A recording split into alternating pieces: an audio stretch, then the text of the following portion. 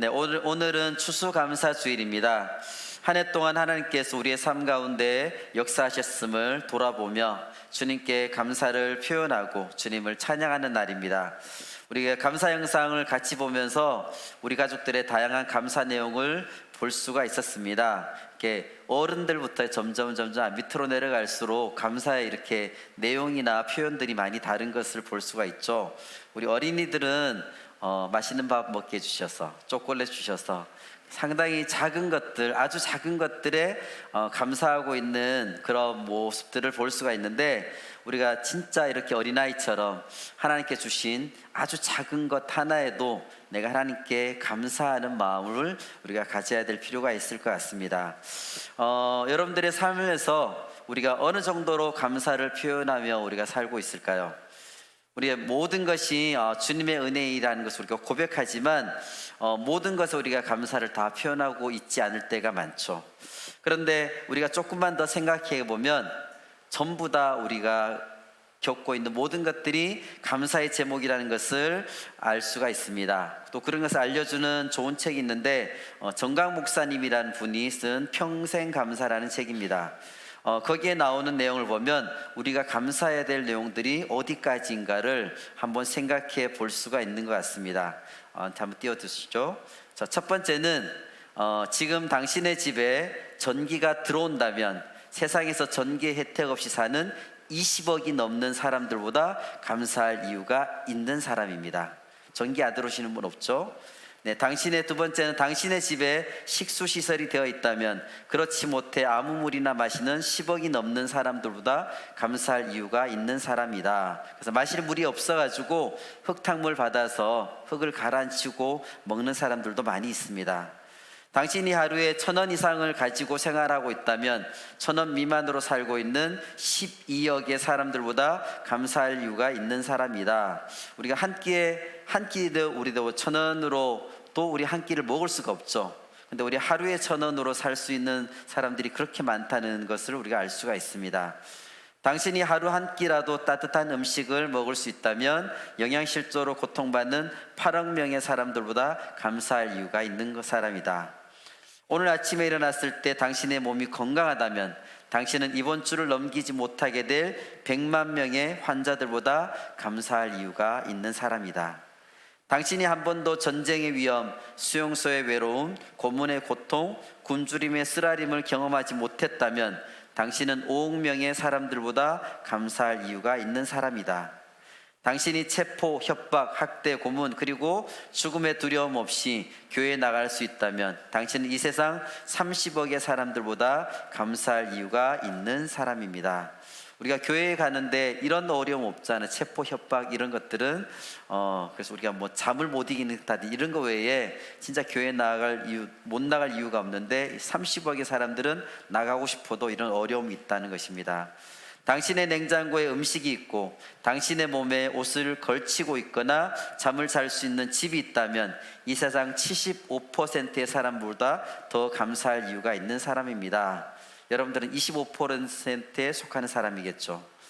당신이 은행에 그리고 지갑에 약간의 돈이 있고 어딘가에 있는 작은 통에 동전을 모아 놓았다면 세계 상위 8%의 사람들 안에 드는 감사할 이유가 있는 부자입니다. 당신의 두 부모님이 아직 살아계시고 지금 혼자가 아니라면 보기 드물게 감사할 이유가 있는 사람입니다. 지금 이 글을 읽고 당신이 축복받은 존재란 사실을 알게 된다면 글을 읽을 줄 모르는 20억의 사람들보다 더 감사할 이유가 있는 사람입니다. 얼마나 이렇게 감사할 일이 많습니까? 우리는 여기 대부분의 분들은 여기에 해당되는 게 없죠. 우리는 그렇듯이 우리가 너무나 누린 것들이 많은데 이렇게 하나님께서 우리에게서는 많이 누릴 것들을 우리에게 주셨습니다. 우리가 우리의 인생길을 살아갈 때에 좋은 것도 있고 나쁜 것도 있죠. 언제나 우리에게 좋은 일만 일어나지는 않고 또 늘 나쁜 일만 일어나는 것도 아닙니다. 전도서 말씀을 보면 하나님께서는 좋은 일과 나쁜 일을 모두 우리에게 허락해 주셨습니다. 좋은 일과 나쁜 일, 행복과 불행, 밝은 날과 어두운 날 언제나 같이 있습니다. 항상 좋기만 하고 항상 나쁘기만 하지는 않습니다. 이 두 가지가 항상 섞여 있는 것이 우리의 삶, 우리의 인생이라고 하는 것을 전도서에는 말씀해 주고 있습니다. 그래서 우리는 어떤 일이 일어나든지 우리는 밝은 쪽으로 내가 생각하기를 결단하고 밝은 쪽으로 생각하기를 배워야 될 것입니다. 그리고 감사할 수 있을 때에 우리 인생은 더 밝은 방향으로 나아갈 수가 있죠. 우리는 좋은 일에만 감사하는 것이 아니라 나쁜 일에도 감사하는 겁니다. 범사에 감사하라고 하셨죠. 모든 일 때문에 감사하라 이런 것이 아니라 모든 일 중에서도 그 가운데서 우리가 감사하라고 말씀에 말해주고 있습니다. 나쁜 일이 일어났는데 어떻게 우리의 감정이 감사할 수가 없죠. 그런데 그 나쁜 일 가운데서도 감사는 하라고 말씀해 주고 있습니다. 그럴 때 우리의 인생은 바뀔 것이고 우리의 인생은 밝은 쪽으로 하나님 기뻐하시는 방향으로 나아갈 수가 있습니다. 성경에 나오는 위대한 인물들을 보면 그들이 처음부터 훌륭했던 것은 아니죠. 환경이 좋고 문제가 없어서 성공한 사람들은 절대 아닙니다. 환경이 그들을 막았고 수많은 문제들이 몰려왔지만 심지어 죽음의 위협이 그 앞에 있었지만 그들은 하나님을 바라보며 감사했기 때문에 이런 문제를 뚫고 나갈 수가 있었습니다.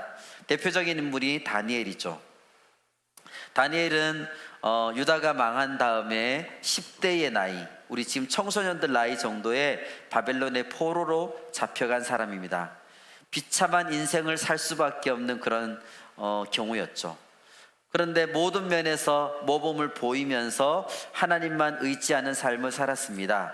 그래서 바벨론 사람들이 보기에도 너무너무 바르게 살았고 또 시대가 바뀌어서 페르시아 제국이 됐을 때도 사람들이 보기에 아주 바람직하게 살았습니다.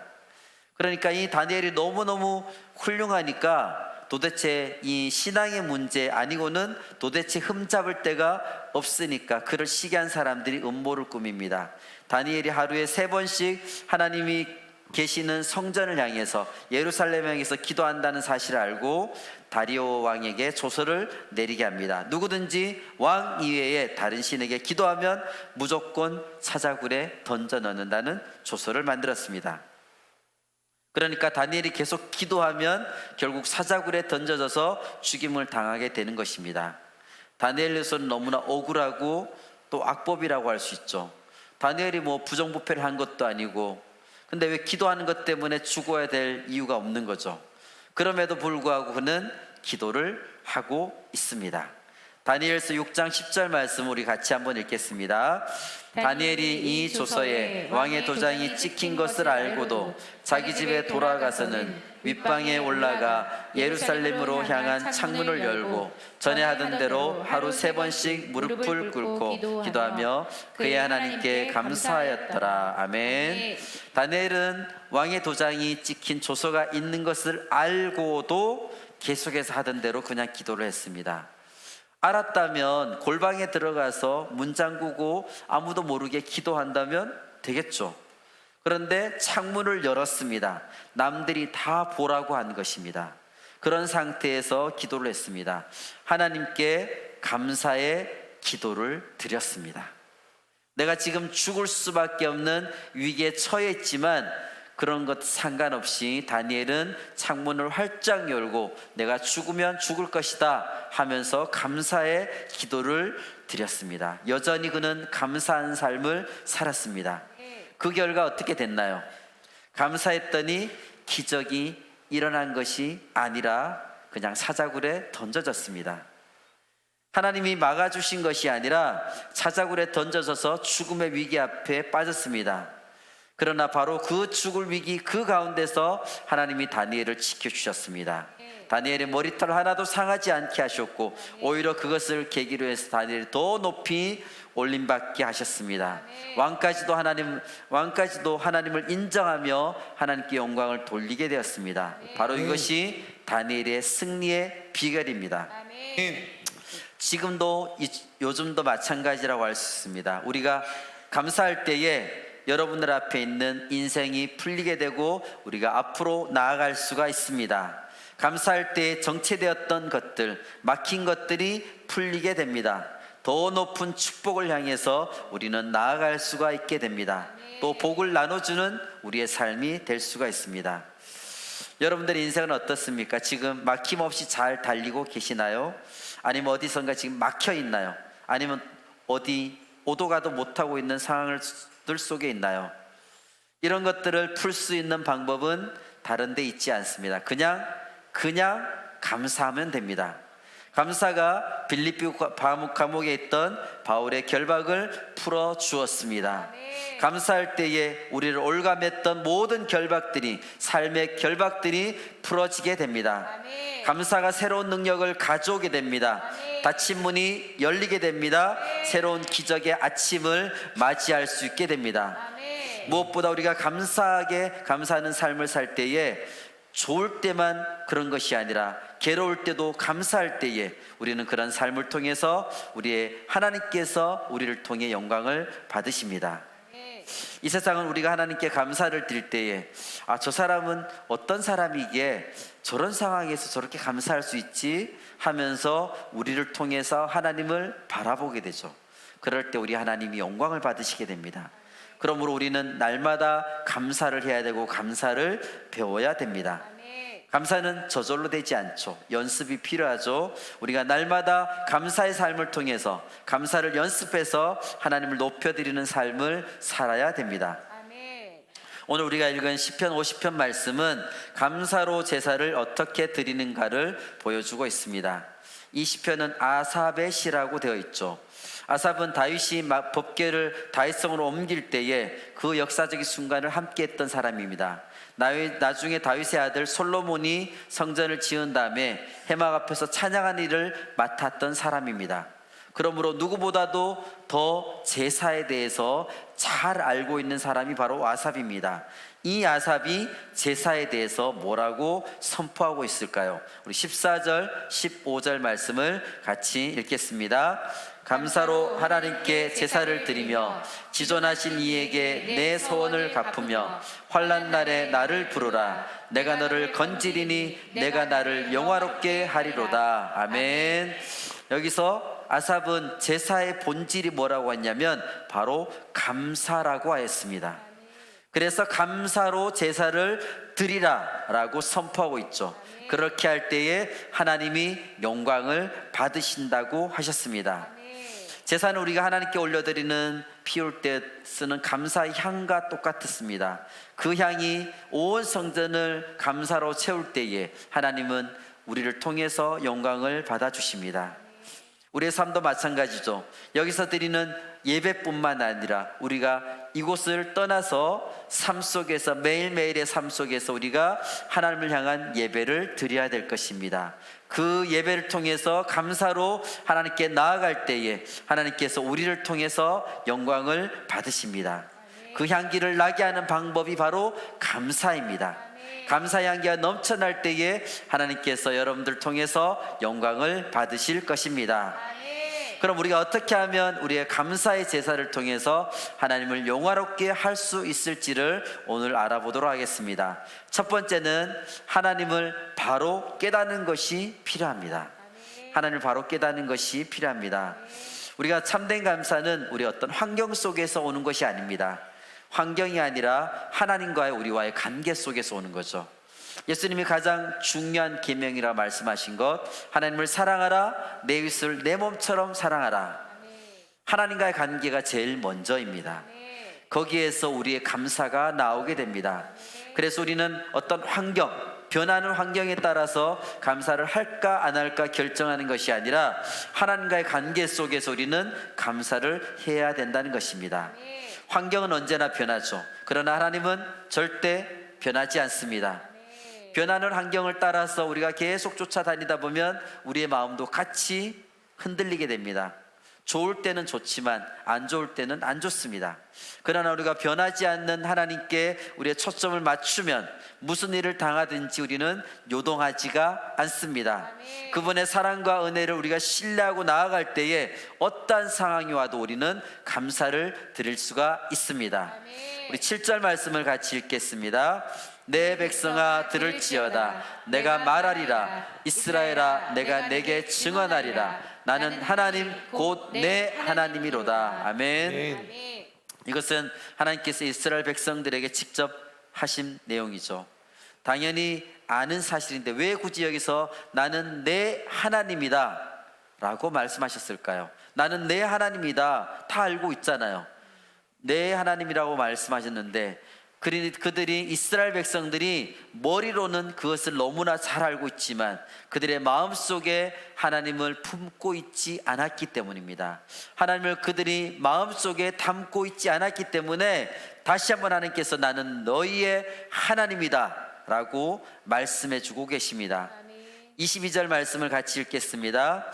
하나님을 잊어버린 너희여 이제 이를 생각하라. 그렇지 아니하면 내가 너희를 찢으리니 건질 자 없으리라. 말로는 우리의 머리로는 하나님을 안다고 하지만 실제로 우리는 하나님을 잊어버렸습니다. 하나님에 관해서 아무리 많은 지식을 갖고 있으면 못하겠습니까? 마음 중심으로 내가 하나님을 온전히 모시지 않는다면 그것은 하나님을 모르는 것하고 똑같다는 것입니다. 어떠한 상황이 벌어질 때에 지금 이 상황의 주인도 하나님이시라고 인정하며 나아가는 것, 하나님을 우리가 온전히 기억하는 것입니다. 그런데 상황이 좋으면 하나님께 감사하다가 하나님을 인정하다가 상황이 나빠지면 괴로울 때는 내가 원하는 방향대로 나아가고 하나님을 잊어버리게 된다는 것입니다. 그에 대한 좋은 예가 바로 출애굽한 이스라엘 백성의 40년 광야 생활이라고 할 수 있죠. 그들의 삶이 힘들었던 이유가 광야라는 환경 그것 때문이 아닙니다. 광야는 물론 쉬운 곳은 아니죠. 힘든 곳이죠. 사람들이 살 수 없는 곳이죠. 아무것도 없습니다. 그런데 그러한 광야에서 원래 광야에는 물이 없죠. 원래 광야에는 만나가 없죠. 그런 곳에서 물이 나왔고 만나가 나왔습니다. 메추라기가 없는데 자기들 앞에 메추라기가 딱딱 떨어집니다. 그래서 그들을 먹을 수가 있었습니다. 반석에서 나오는 생수를 마실 수가 있고 낮에는 더우니까 구름기둥으로 시원하게 해주시고 밤에는 추우니까 불기둥으로 환히 비춰주시고 따뜻하게 보호해 주셨습니다. 광야라고 해도 그냥 광야가 아니라 하나님이 함께 해주는 광야였습니다.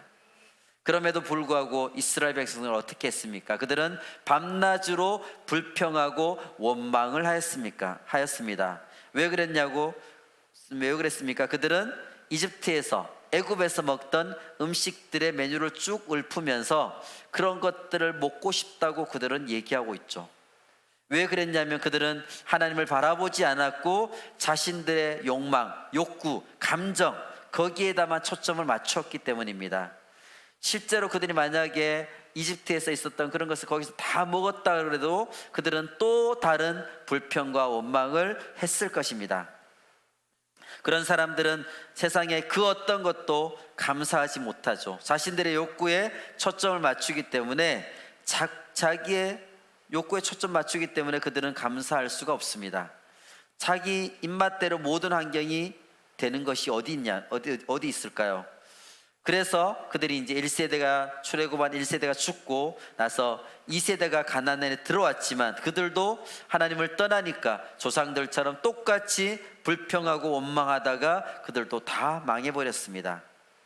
그런데 똑같은 광야에서 구름기둥, 불기둥, 만나, 메추리가 없었던 그 광야에서도 억울하게 도망자 생활했던 다윗은 그 광야 가운데서 뭐라고 고백을 했을까요? 시편 57편 9절 말씀을 같이 읽겠습니다.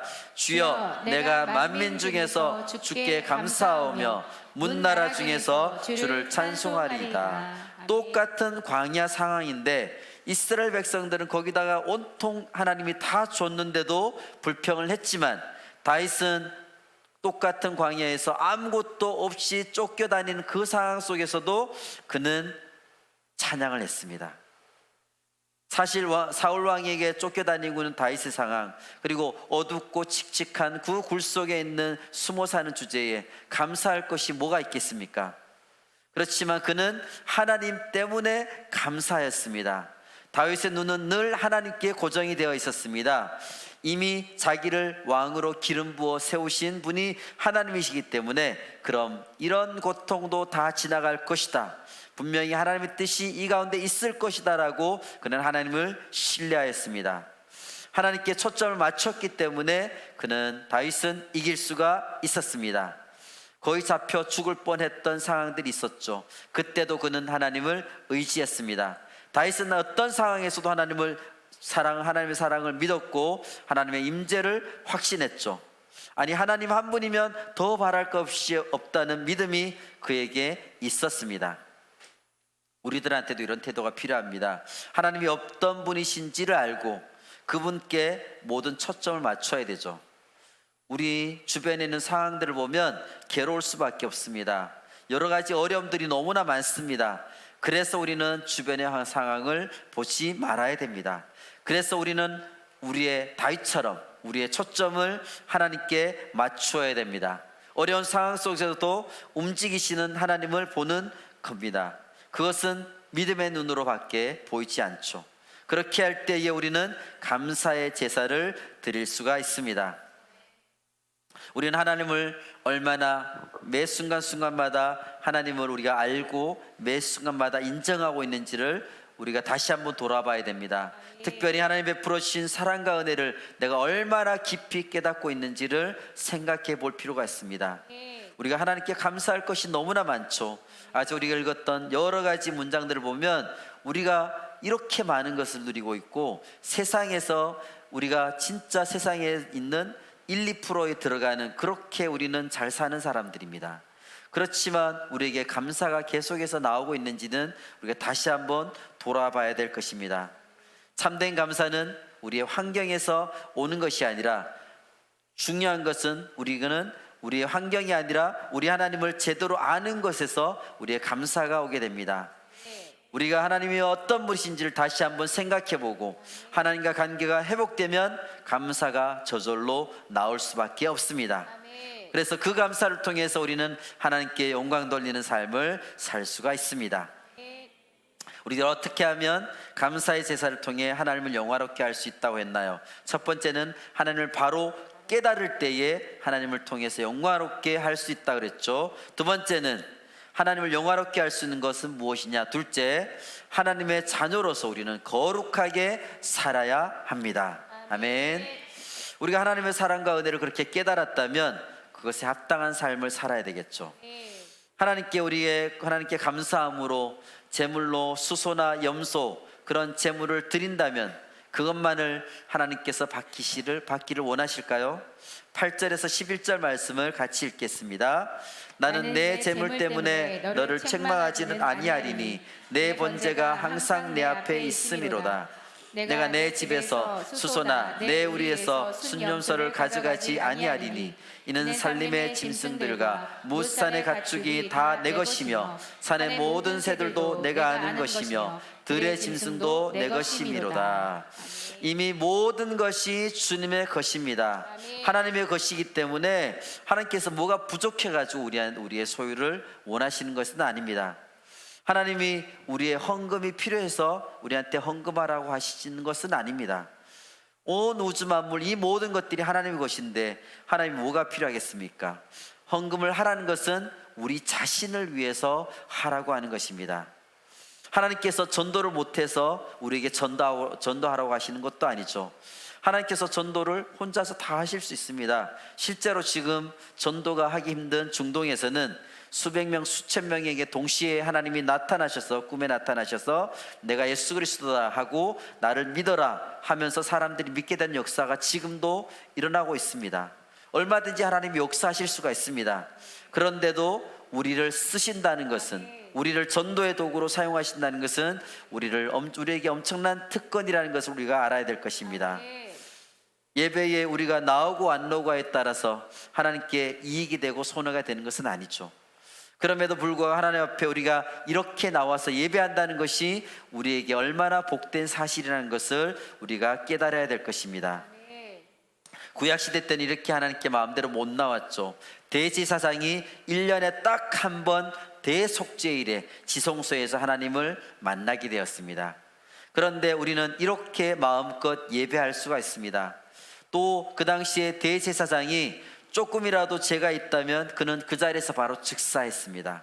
거룩하신 하나님을 볼 수가 없기 때문입니다. 그런데 우리는 솔직히 여기에 모인 우리들 가운데는 내 속으로 더럽고 시커먼 것이 있더라도 우리는 이 자리에 와 있죠. 그리고 우리는 죽지 않죠. 이것이 다 하나님께서 우리에게 예수 그리스도를 통해서 십자가에서 베풀어 주신 우리에게 은혜이고 자비인 것입니다. 우리가 받아야 될 것은 안 받게 해주셨고, 우리가 받을 수 없는 것을 우리에게 주신 것이 바로 하나님의 은혜입니다. 하나님 정말 원하시는 것이 뭘까요? 온 우주 만물이 하나님 것이기 때문에 하나님 재물을 원하시는 것이 아닙니다.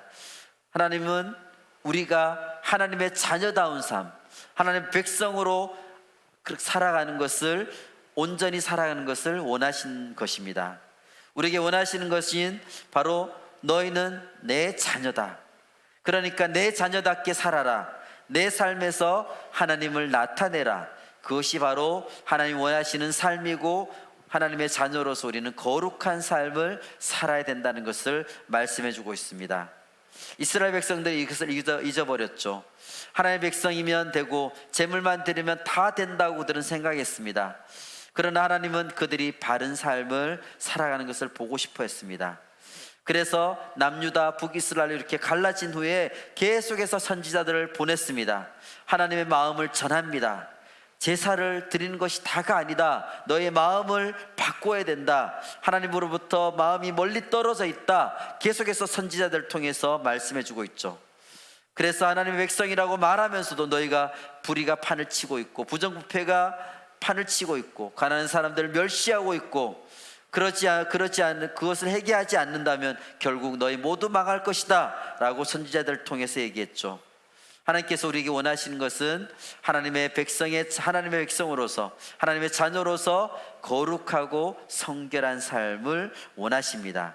그런 거룩한 삶을 통해서 우리 하나님께서 영광을 받아 주십니다. 14절 말씀을 같이 읽겠습니다. 감사로 하나님께 제사를 드리며 지존하신 이에게 내 소원을 갚으며. 여기서 감사의 제사를 소원과 연결시켰죠. 소원이란 것은 아주 강하게 내가 진짜 이것은 꼭 지키겠습니다 하는 것을 우리가 소원한다라고 합니다. 소원을 갚겠다라고 하는 것은 정말 내가 이렇게 살겠다는 것을 온전히 결단하는 것을 얘기합니다.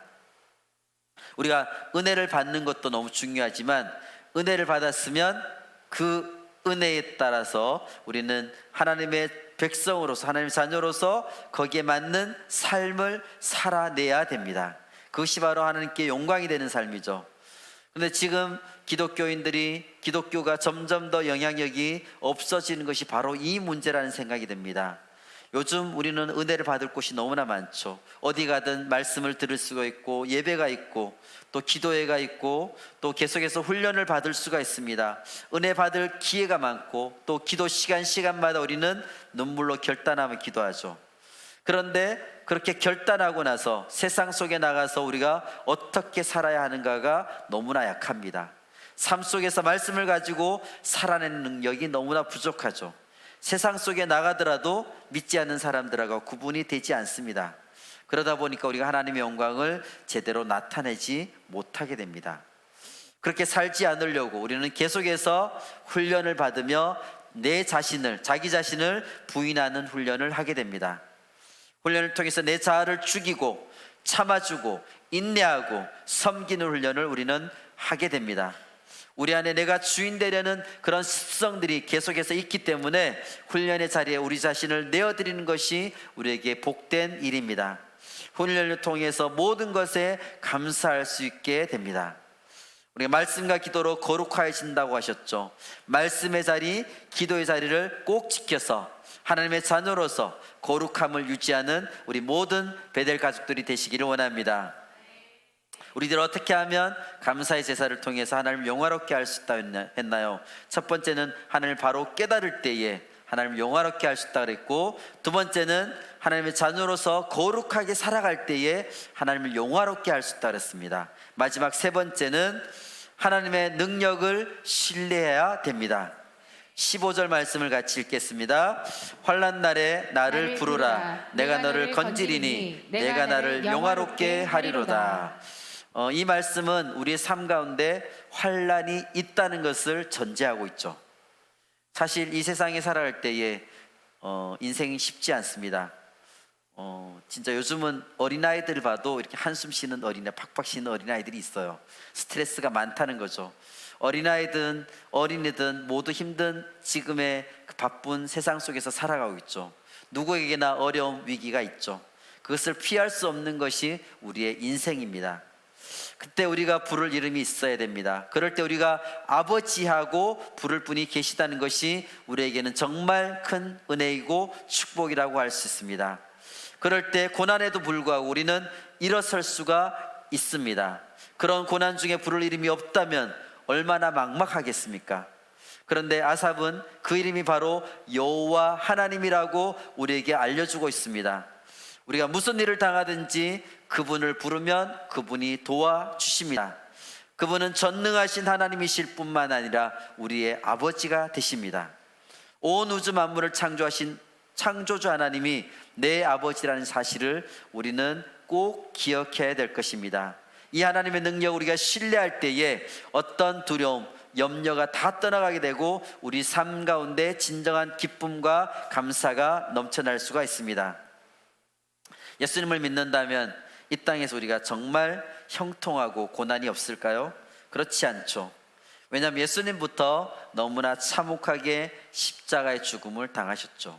제자들이 어떠했죠? 제자들도 예수님을 따라 갈릴리 호수를 건너갈 때에 폭풍을 만났습니다. 예수님을 따라오지 않았으면 폭풍을 안 만났을 텐데 예수님을 따라왔기 때문에 폭풍을 만나고 어려움이 있습니다. 주님과 함께 할 때에 무슨 폭풍이냐고 할 수 있지만 주님은 우리에게 한 번도 안전한 항해를 약속한 적은 없습니다. 대신에 하나님께서는 우리에게 안전한 항구를 약속해 주셨죠. 그 항구까지 갈 때에 우리는 어떤 일을 겪을지 모릅니다. 그러나 그 폭풍 가운데서도 우리가 주님을 신뢰한다면 그것이 하나님께 영광이 될 수가 있습니다. 우리의 삶이 어려움들이 계속해서 밀려오지만 우리는 그 어려움에 떠밀려 다니는 사람들이 되면 안 될 것입니다. 어려움이 우리를 흔들어도 우리가 주님을 꼭 붙잡고 있다면 우리는 요동하지 않습니다. 주님이 우리를 꽉 붙잡아 주기 때문입니다. 결코 우리는 흔들리지가 않습니다. 능력의 주님이 우리와 함께 하시기 때문입니다. 그 하나님을 신뢰하며 우리의 믿음을 주님께 표현할 때에 주님께서 우리를 통해서 영광 받으실 것입니다. 하나님께 감사로 영광 돌리는 것, 이것이 하나님이 우리를 만드신 목적입니다. 우리가 할 수 있는 최고의 것이 하나님께 영광 돌리는 것입니다. 그렇게 우리가 감사로 하나님을 영화롭게 하기 위해서는 하나님을 제대로 알고 하나님께서 기뻐하시는 예배를 우리가 드려야 되겠죠. 그렇지만 우리가 하나님을 제대로 알지 못하고 하나님을 잊어버리면 어떤 일이 생긴다고 했나요? 22절 말씀을 다시 한번 읽겠습니다. 하나님을 잊어버린 너희여 이제 이를 생각하라. 그렇지 아니하면 내가 너희를 찢으리니 건질 자 없으리라. 너무너무 무시한 말씀인데 내가 너희를 찢으리니 건질 자 없으리라. 살아계신 하나님의 손에서 떨어지는 것은 너무나 두려운 일이죠. 예배를 내 마음대로 드리고 하나님을 잊어버리는 것은 아주 이렇게 심각한 결과를 초래할 수밖에 없습니다. 하나님의 심판에서 이들을 구원할 자가 건질 자가 없으리라고 말씀해 주고 있습니다. 우리의 예배가 하나님께 대한 열정, 소망함이 없는 그런 예배가 되어서는 안 될 것입니다. 하나님을 제대로 알지 못하고 내 생각대로 내 마음대로 예배하고 이 정도면 되겠지 하고 주님의 일을 하다 보면 그것을 통해서 우리는 하나님께 불순종할 수 있습니다. 주님의 심판으로 우리를 찢는 그 자리에 우리가 있어서는 안 될 것입니다. 16절에서 20절 말씀을 같이 읽겠습니다. 악인에게는 하나님이 이르시되 네가 어찌하여 내 율례를 전하며 내 언약을 내 입에 두느냐. 내가 교훈을 미워하고 내 말을 내 뒤로 던지며 도둑을 본즉 그와 연합하고 가난한 자들과 동료가 되며 내 입을 악에게 내어주고 내 혀로 거짓을 꾸미며 앉아서 내 형제를 공박하며 내 어머니의 아들을 비방하는도다. 아이들이 학교 갔다 와서 공부하기 싫어하는 학생은 집으로 돌아오자마자 자기 가방 뒤로 휙 던지죠. 그리고 바깥에 나가버립니다. 이스라엘 백성들이 여기서 똑같이 그렇게 한다 그랬죠. 그죠? 내 말을 내 뒤로 던지고, 하나님의 말씀을 주셨는데 하나님의 말씀을 뒤로 휙 던져버립니다. 그리고 바깥으로 나가버립니다. 그리고 가서 도둑질하는 친구하고 도둑질하는 그 친구랑 같이 친구가 되고 간음하는 사람들과 하나같이 됐다고 이렇게 말씀하고 있습니다.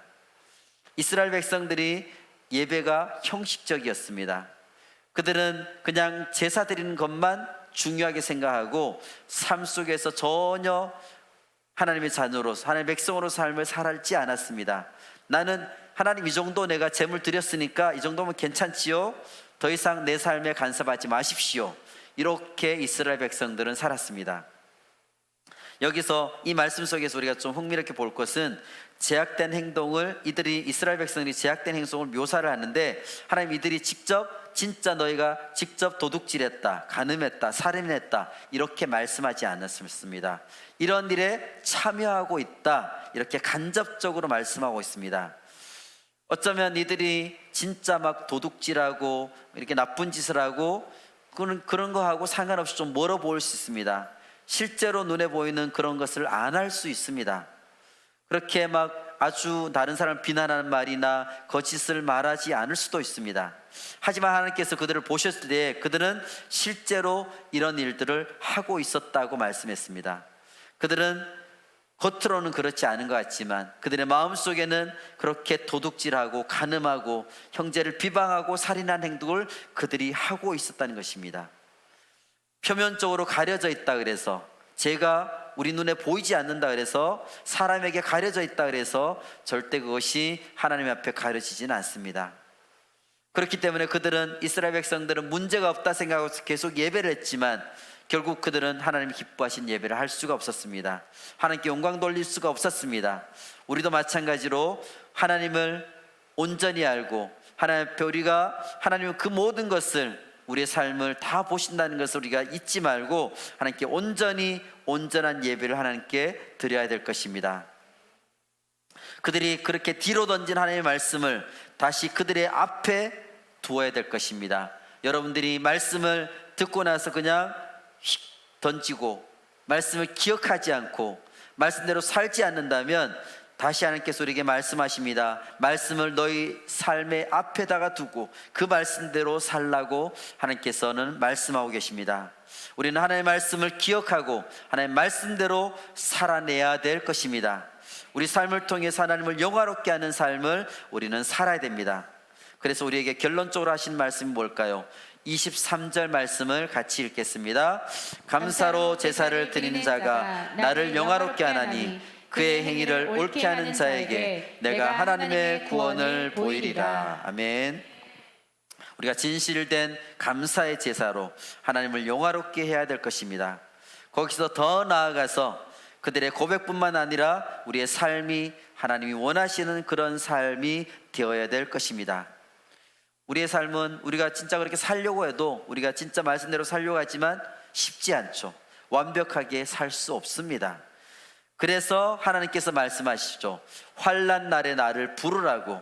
우리가 실패할 것을 하나님께서는 알고 계시기 때문에 하나님께서는 우리에게 이 제사를 통해서 우리가 상하고 통회하는 심령으로 이 제사를 통해서 하나님께 나아오라고, 하나님께서 나를 부르라고 이렇게 말씀해 주셨습니다. 우리는 절대 100% 성공할 수가 없습니다.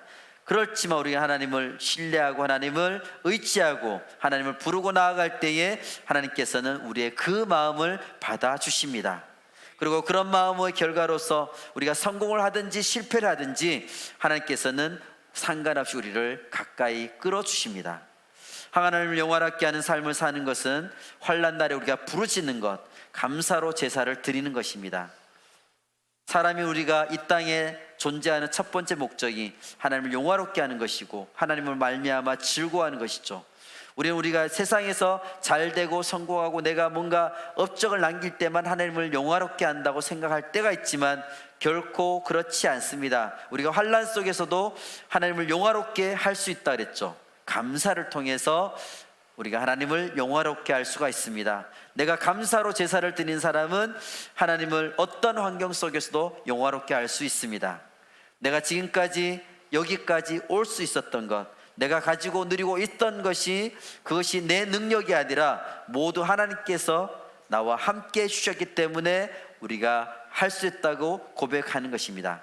그런 감사의 고백이 있는 사람이 드리는 예배가 바로 하나님을 영화롭게 하는 그런 예배입니다. 말씀을 맺겠습니다. 어떻게 하면 우리가 감사의 제사를 통해 하나님을 영화롭게 할 수 있을까요? 첫 번째는 하나님을 바로 깨닫는 거죠. 하나님이 어떤 분이라는 것을 우리가 바로 깨닫는 것이 필요합니다. 두 번째는 하나님의 자녀로서 우리는 마땅하게 거룩한 삶을 살아야 됩니다. 세 번째는 하나님 능력을 끝까지 신뢰하고 세상을 의지하지 않고 나 자신을 의지하지 않고 하나님을 신뢰하며 나아갈 때 우리가 감사를 통해 하나님께 영광을 돌릴 수가 있습니다. 우리는 살아가면서 이해가 안 되고 설명할 수 없는 수많은 어려운 일들을 만날 수밖에 없습니다. 그러나 하나님은 범사에 감사하는 습관을 가지라고 말씀하고 있습니다. 결국 우리의 믿음의 눈으로 보면 모든 것이 합력하여 선을 이루실 것을 주님은 알고 계십니다. 그래서 우리가 내일을 알지 못하고 인생길을 살아갑니다. 아니, 한 시간도 1분 1초도 우리의 앞을 내다볼 수가 없죠. 사실 지금 일어나는 모든 일들을 우리는 다 이해할 수 없습니다. 왜 그런 일이 일어나는지 도대체 온전히 이해하지 못하죠. 그런데 우리가 오랜 시간이 지나고 나서는 왜 그때 그 일이 그렇게 있었는지 그때 돼서야 우리는 알게 되고 하나님께 감사를 하게 됩니다. 그것이 우리가 우리말 중에 뒷북친다는 말이 있죠. 우리가 감사에 있어서도 뒷북치기를 하면 안 됩니다. 물론 감사하지 않는 것보다는 낫겠죠. 그렇지만 뒷북치는 것이 아니라 앞북을 쳐야 되겠죠. 미리 감사를 하는 것이 중요합니다. 뒷북치는 사람이 성공하기는 쉽지 않습니다. 우리가 무엇에든지 성공하려면 미리 해야 됩니다. 감사도 나중에 하는 뒷북 감사보다는 앞북으로 미리 감사를 드리는 것이 너무나 좋습니다. 그럴 때 하나님께서 우리를 기뻐하시고 우리의 인생길을 활짝 열어주십니다.